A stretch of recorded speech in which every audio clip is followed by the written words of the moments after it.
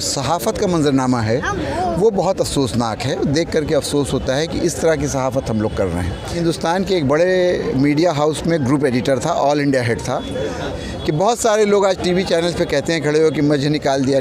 पहला आदमी जिसने इस्तीफ़ा दिया, मैंने ये सोच के सहाफ़त से किनारा कर लिया कि मैं पत्रकार हो सकता हूँ, पक्षकार नहीं। अलग बात है कि टीवी वाले चिल्ला के कह रहे हैं कि पूरा भारत मोदी मोदी मोदी मोदी कह रहा है, जबकि ये झूठ है।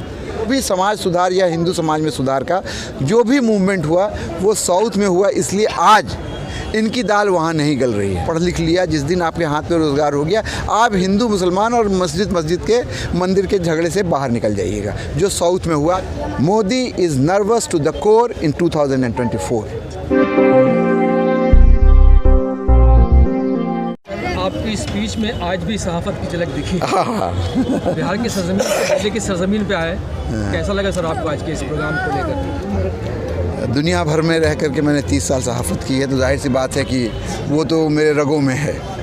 लेकिन हिंदुस्तान की हाल बात अगर करें तो हिंदुस्तान का जो सहाफ़त का मंजरनामा है वो बहुत अफसोसनाक है। देख करके अफसोस होता है कि इस तरह की सहाफ़त हम लोग कर रहे हैं। लेकिन अज़म मेरा बड़ा पक्का है और बहुत कम लोगों को ये बात पता है। आपने बात ये छेड़ दी तो मैं बता दूं कि मैं हिंदुस्तान के एक बड़े मीडिया हाउस में ग्रुप एडिटर था, ऑल इंडिया हेड था, और 2014 के इलेक्शन में मैं एक लाइन लेके चल रहा था जो मेरे मिजाज के हिसाब से है, लेकिन नताइज उसके ख़िलाफ़ आए। मुझसे ये कहा गया कि आपका मामला सही नहीं रहा, तो मेरे ऊपर ये दबाव बनाया जाने लगा कि मैं उनकी बातें करना शुरू कर दूं और वो करना शुरू करूं। मैंने कहा जो बात वो अच्छी करेंगे मैं उनकी तारीफ़ करूंगा, लेकिन अगर गलत करेंगे तो मैं इसकी मुखालफत करूंगा। और यही वजह बनी कि बहुत सारे लोग आज टीवी चैनल्स पे कहते हैं खड़े हो कि मुझे निकाल दिया। पहला आदमी जिसने इस्तीफ़ा दिया इस सरकार के आने पर वो मैं था, लेकिन मैंने खामोशी से, चूँकि मेरा नाम फैसल था, अगर मैं इसको ज़्यादा ये देता तो लोग कहते विक्टिम कार्ड खेल रहा है, इसलिए मैंने खामोशी से छोड़ दिया। और तभी मुझे लालू यादव जी ने बुला कर कहा, मुझके मेरे बहुत पुराने उनसे रिश्ते हैं हम लोगों के। मेरे वालिद पटना यूनिवर्सिटी के स्टूडेंट्स यूनियन के प्रेसिडेंट रहे हैं और जनता पार्टी के प्रेसिडेंट रहे हैं, वाइस प्रेसिडेंट रहे हैं बिहार के, कि आपको इलेक्शन लड़ना है। मैंने ये सोच के सहाफ़त से किनारा कर लिया। देखिए, मैं पुरानी मिजाज का आदमी हूँ, आपको अंदाज़ा हुआ होगा कि मैं पत्रकार हो सकता हूँ, पक्षकार नहीं। अब मैं एक पार्टी के साथ जुड़ गया हूँ तो मैं पक्षकार हूँ, एक पार्टी की बात करता हूँ, एक तरह की बात करता हूँ, इसलिए मैंने पत्रकारिता छोड़ दी। लेकिन मुझे अफसोस होता है कि पत्रकार ज़्यादातर आजकल पक्षकार हैं, वो किसी न किसी पार्टी की बात कर रहे हैं, जो कि अच्छी बात नहीं। सर, अधिकतर ये होता है बर वक्त लोग साथ होते हैं, जब इलेक्शन का वक्त करीब होता है तो वोट पोलराइज हो जाता है, क्या कहेंगे सर? नहीं, मुझे ऐसा नहीं लगता। देखिए, मुझे अपने मुल्क पे बहुत भरोसा है, यहाँ की आवाम पे बहुत भरोसा है। इनकी ताकत बहुत बढ़ी तो 2019 में 39% पे आई, यानी कि अभी भी इतनी बड़ी तादाद, 2/3 इनके ख़िलाफ़ है। ये हिंदुस्तान का मिजाज है। 2014 में इनके पास 31% वोट था, उसके बाद 39% वोट हुआ। आज भी यानी 60% से ज़्यादा हिंदुस्तानी इनके साथ खड़े नहीं हैं। ये अलग बात है कि टीवी वाले चिल्ला के कह रहे हैं कि पूरा भारत मोदी मोदी मोदी मोदी कह रहा है, जबकि ये झूठ है।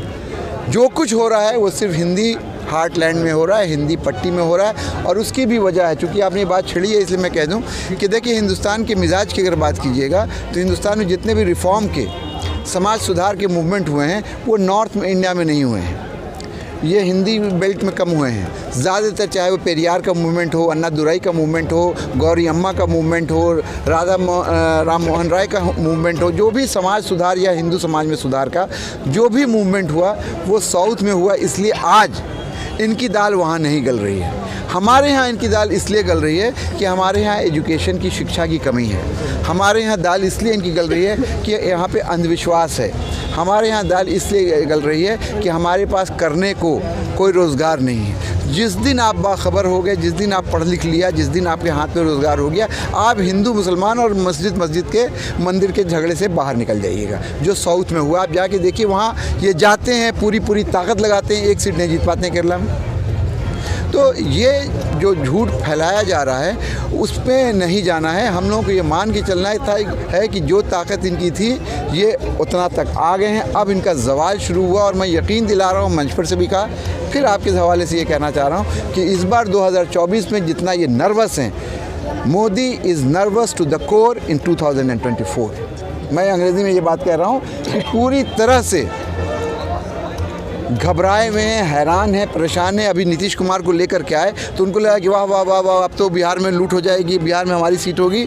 और एक हमारा नौजवान नेता तेजस्वी यादव जो निकला है रोड रैली पे, 3-4 ज़िला मैं उनके साथ रहा, मुजफ्फरपुर, पटना से मुजफ्फरपुर, मुजफ्फरपुर से सीतामढ़ी, सीतामढ़ी से शिवहर, शिवहर से मोतिहारी, मोतिहारी से बेतिया। और आप सब लोग देख रहे होंगे क्या भीड़ तेजस्वी यादव को मिल रही है। क्या उसमें सिर्फ मुसलमान हैं? क्या सिर्फ उसमें सिर्फ यादव है? नहीं, बिहार का हर वो नौजवान जिसको नौकरी मिली, जब उसने कहा था 2020 में तेजस्वी यादव ने कि 10 लाख नौकरी देंगे, तो यही तेजस्वी यादव, यही भाजपा के लोग कहते थे कहाँ से देगा नौकरी, पैसा क्या अपने बाप के घर से लाएगा। और 17 महीने में 4 लाख से ऊपर लोगों को नौकरी दे करके दिखाई। अगर आप में हौसला हो, करने की ताकत हो, गरीब का दर्द समझते हो तो नौकरी दे सकते हो। और यही वजह है कि आज की तारीख में जात पात को छोड़ करके, अगड़ा पिछड़ा को छोड़ करके सारे लोग तेजस्वी यादव कर रहे हैं। और इसलिए बीजेपी घबराई हुई। सर, बिहार की सियासत में लोग सीटें बदली, सरकार नहीं बदल पा रही है। इस बार क्या लगता है गठबंधन अपना काम? नहीं, देखिए, पिछली बार सरकार बदल गई थी। पिछली बार अकेले तेजस्वी यादव, उस वक्त लालू जी जेल में थे। 2020 में जब चुनाव हुआ था उस असेंबली का, तो उसी बार हम लोगों ने हरा दिया था। हमारी हार एनडीए से सिर्फ 12,000 वोटों से हुई है। अगर उनकी बात ही मान ली जाए तो आरजेडी कांग्रेस गठबंधन को सिर्फ 12,000 वोट कम आए थे। और वो भी तब जब आप लोगों ने नतीजा अगर देखा और रिज़ल्ट, तो शुरू सुबह से हम लोग जीत रहे थे। उसके बाद फिर 12 वोट से, किसी को 14 वोट से, किसी को 25 वोट से, किसी को 150 वोट से, ऐसे ऐसे करके इन लोगों ने हरवाया, वहाँ पे धांधली करके। नहीं तो हरा तो हम लोगों ने 2020 ही में दिया था। तो ऐसा नहीं, हिंदू मुसलमान बिहार में नहीं चलता है। बिहारी जो है ना, वो सब समझता है। बिहारी वो है जो उड़ती चिड़िया को हल्दी लगा दे। तो बिहार में ये नहीं चलता। और यही वजह है कि बार बार जाते हैं, 1000 बार जाते हैं और हार के आते हैं। इस बार फिर इनको हम लोग हरा के भेजेंगे। सर, इस बार अगर आपकी सरकार बनी तो शिवहर को सबसे बड़ा सौगात क्या देना चाहेंगे? देखिए, शिवहर में बहुत मर्ज है, बहुत बीमारी है, बहुत परेशानी है। लेकिन मेरी अगर कोशिश, अगर केंद्र में सरकार बन गई, हम लोगों की इंडिया गठबंधन की सरकार अगर केंद्र में बनी, तो मैं अपनी जान लगा करके वहाँ कोशिश करूँगा कि सबसे पहले शिवहर में रेलवे पहुँचे, एक, और बैरगनिया में और घोड़ा सहन में हमारा जो ये है, वहाँ रेलवे का ये जो है मालगाड़ी की सुविधा वो बढ़ाई जाए, इसलिए कि वो इलाका तिजारत का इलाका है। वहाँ से माल एक जगह से दूसरी जगह जाता है। रेलवे मेरी सबसे बड़ी प्रायोरिटी होगी। और दूसरी सबसे बड़ी प्रायोरिटी शिवहर के लिए मेरी ये है कि वहाँ पे अच्छे स्कूल, कॉलेज और अस्पताल बने। और सर, दिल्ली की सरजमीन में बहुत से लोग बिहार के यहाँ रहते हैं और अपने उस इलाके के भी शिवहर के, उनको क्या पैगाम? मैंने पैगाम बार बार कहा, 1000 बार कहा, फिर आपके हवाले से कहूँगा कि पैगाम मेरा ये है कि अपनी क़यादत खुद चुनिए और उन लोगों को चुनिए, उन लोगों को वोट दीजिए जिनके दिल में दर्द हो, जिनके दिल में इस बात का कर्ब हो कि आपकी भलाई कैसे हो सकती है, आपका भला कौन कर सकता है। उन लोगों को जो सियासत में पैसा कमाने, जो लोग भी मेरे बैकग्राउंड से वाकिफ़ हो, उन सबको पता है कि मैं सियासत में सेवा के लिए आया हूँ, पैसा कमाने के लिए आया। नाम और शोहरत अल्लाह ताला ने मुझे नवाजा था और आज भी 4 लोग मुझे जानते हैं, उसकी मुझे ज़रूरत नहीं थी। मैं सिर्फ इसलिए आया हूँ कि लालू प्रसाद और तेजस्वी यादव की आइडियोलॉजी को मानता हूँ। एक अकेला नौजवान तेजस्वी, आप ये सोचिए कि आज तेजस्वी यादव चाह ले, आप यकीन कीजिए हज़ारों बार इन लोगों ने पैगाम भिजवाया कि आप हम लोगों के साथ आ जाइए। आज अगर वो चाहे, कल वो चीफ मिनिस्टर हो सकता है।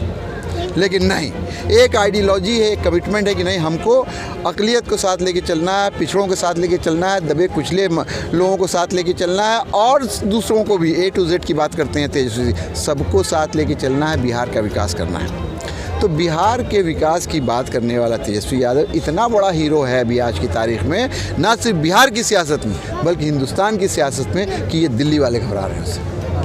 बहुत बहुत शुक्रिया।